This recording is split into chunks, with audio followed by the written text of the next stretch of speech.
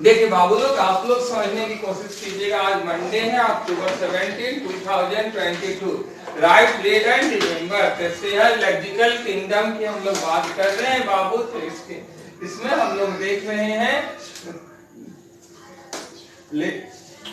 Logical kingdom 1 में, volume 2 में।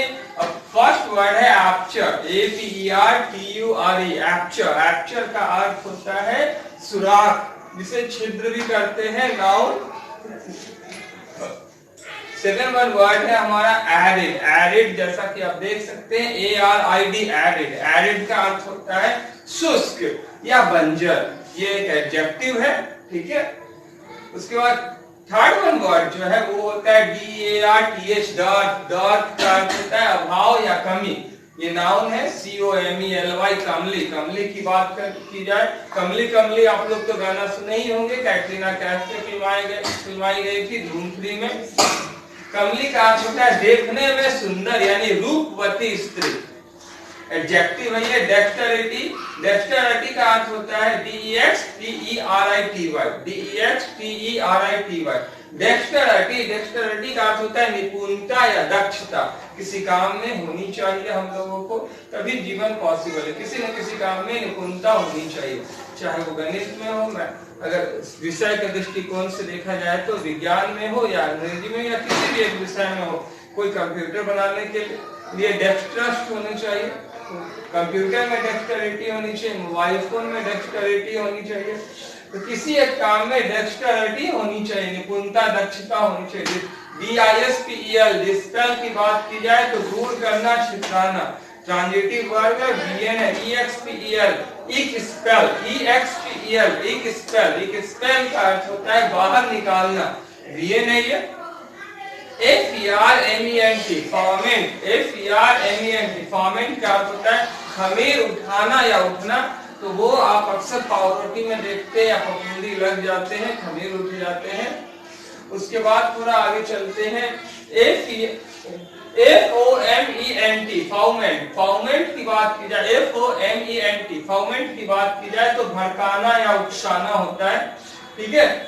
Transitive word है, VN है। अक्सर लोग आपके इर्द गिर्द जो होते हैं वो आपको भड़काते रहते हैं, उकसाते रहते हैं, ताकि आप डर ले और दूसरों से रिलेशन खराब कर ले, जिससे कि वक्त पड़ने पे आपके काम ना तो वो आ सके, ना ही उनके काम आप आ सके, और आपको कमजोर बनाने की कोशिश करते हैं। पर ऐसे लोगों से बचना चाहिए। ऐसे लोगों में गुणवत्ता का अभाव होता है, तभी लगाकर चालाकी दिखाकर लोमड़ी का दिमाग लगा करके अपना उल्लू सीधा करके 5 उंगलियां घी में डाल करके 12 कर लेते हैं, जो कि अनुचित कार्य है, ठीक है। ऐसे लोगों के दांत खट्टे कर देने चाहिए। बॉर्डर पर मिले तो खेत हो आना चाहिए, ऐसे लोगों को सन के मारे। थोड़ा सा हम लोग आगे चलते हैं। वैसे घर की स्त्रियां आप सुने होंगे कि अक्सर अपने पुरुषों को उकसा करके गुतिया बना करके घर में दीवार खड़ा कर देती है और बहुवचन निभा देती है। जो स्त्रियां होती हैं वो बुरा नहीं मानेंगे, क्योंकि जिनके पास माइंड होता है वो सर की बातों को माइंड नहीं करते। FRAUGST, fraud.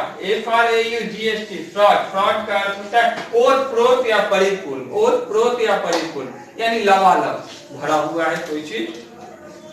तो देखिए संसार जो है वो अज्ञान से फ्रॉड है, और टीचर के पास आइएगा तो टीचर ज्ञान से फ्रॉड है। टीचर आपको ज्ञान से ओतप्रोत कर देंगे, ठीक है, फ्रॉड कर देंगे।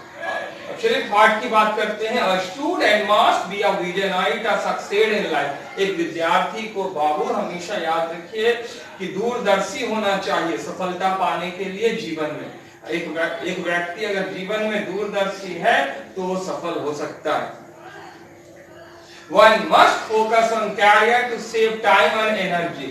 हम लोगों को हमेशा याद रखें कि सीमित समय और ऊर्जा मिला है, तो एक व्यक्ति को हमेशा ही अपने कैरियर पे, लक्ष्य पे ध्यान देना चाहिए। इससे उसका भटकाव नहीं होता है, उसकी ऊर्जा जो है वो बची रहती है और उसका समय भी काफी ज्यादा बच जाता है। सफल होने के लिए 10 साल तक सफलता के पद पर विद्यमान होना चाहिए। कम से कम 10 साल का कैरियर का ग्राफ नॉन स्टॉप बना रहना चाहिए, तब आप सफल व्यक्तित्व के रूप में अपनी पहचान जग में जाहिर कर सकते हैं। हालांकि इससे ज्यादा हो जाए बहुत अच्छी है। कुछ लोग तो 40-40, 50-50 साल तक सफल बने रहते हैं। It will also avoid distraction and laziness. दरअसल अगर आप फोकस करते हैं, अगर आप विजनरी हैं, तो आप बहुत सारे जो चीजें आपके लिए जरूरी नहीं है उसमें लिप्त होने से बच सकते हैं। अपने लक्ष्य से भटकेंगे नहीं। इधर उधर जो माया जाल फैला हुआ है दुनिया में तरह तरह के चीजों का, जैसे व्यर्थ के चीजों में आपका ध्यान नहीं जाएगा, और बहुत सारे चीजें जो आपको गलत लगती हैं उसकी अनदेखी करने का हुनर भी आप में आ जाएगा। आप में आलस नहीं होगा। अक्सर जब सफलता मिलती है तो इंसान आलस में पड़ जाता है। जब इंसान का बर्थडे हो या कोई शादी में त्योहार होता है तो उस समय परिश्रम करना छोड़ देता है। ऐसे चीजों से बच सकते हैं आप, आलस का त्याग कर सकते हैं। Anger is an invisible wall in the path of success. क्रोध जो होता है कि अदृश्य दीवार की भांति कार्य करता है सफलता के मार्ग में। तो क्रोध को हमेशा हमेशा के लिए ढा देना चाहिए। क्रोध एक अदृश्य दीवार है जिसको ढाना है बहुत ही आवश्यक। तो उसके लिए क्या करना है? विवेक का प्रयोग करना है। जितना ज्यादा से ज्यादा अच्छे गुरु के मार्गदर्शन में पढ़ाई करेंगे, विवेक का जन्म होगा, अनुभव का जन्म होगा, उतना ही ज्यादा आप भटकाव से, गुस्से से बच जाएंगे। जब इंसान की इच्छाओं की पूर्ति नहीं होती है तो नाराजगी जन्म लेता है। नाराजगी को जब वो व्यक्त करता है तो सामने वाला विरोध करता है। जब टकराव होती है, असंतुष्टि होती है, तो उस समय में क्षोभ जन्म लेता है। जब क्षोभ और मलाल की प्रकाष्ठा प्रकटीकरण के रूप में सामने आती है तो गुस्से का रूप ले लेती है। ऐसे चीजों से हमें सर्वथा बचना चाहिए। बहरहाल हम लोग देखते हैं आगे। Satisfaction is integral part of character to shine. अगर किसी का चरित्र, कोई व्यक्ति चमकाना चाहता है, अगर कोई व्यक्ति अपने चरित्र को दमकाना चाहता है तो उस व्यक्ति को चाहिए कि अपने चरित्र को दमकाने के लिए संतुष्ट रहे, संतुष्टि की अहमियत दे। ज्यादातर गार्जियन ऐसा बोलते हैं कि मुंह पे कभी अपने बच्चों की तारीफ नहीं करनी चाहिए वरना वो बहक जाएंगे, और पीठ पीछे किसी की बुराई नहीं करनी चाहिए तो वरना उन्हें दुख पहुंचेगा।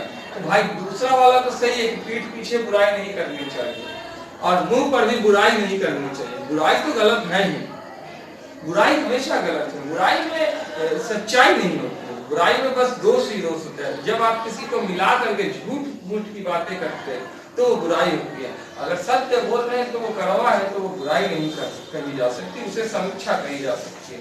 तो समीक्षा आप आगे कीजिए, पीछे कीजिए, दाएं कीजिए, बाएं कीजिए, उपस्थिति में कीजिए या गैर हाजिरी में कीजिए, कोई दिक्कत नहीं है।